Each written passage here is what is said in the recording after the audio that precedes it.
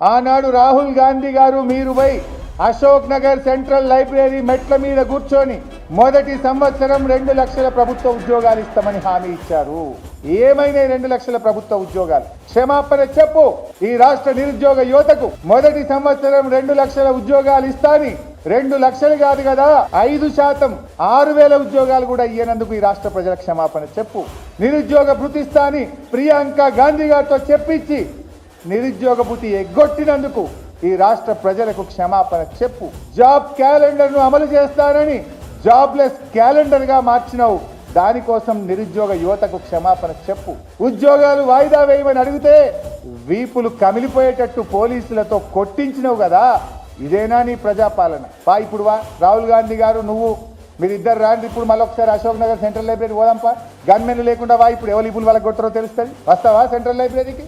Gunmen లేకుండా నువ్వు రాహుల్ గాంధీ రాండి. ఇప్పుడు ఆ నిరుద్యోగ యువతను ధర్నాలు చేస్తే నిన్ను ప్రశ్నిస్తే కోచింగ్ సెంటర్ల ఏజెంట్లు అని చెప్పి వాళ్ళని అవమానపరిచినావు.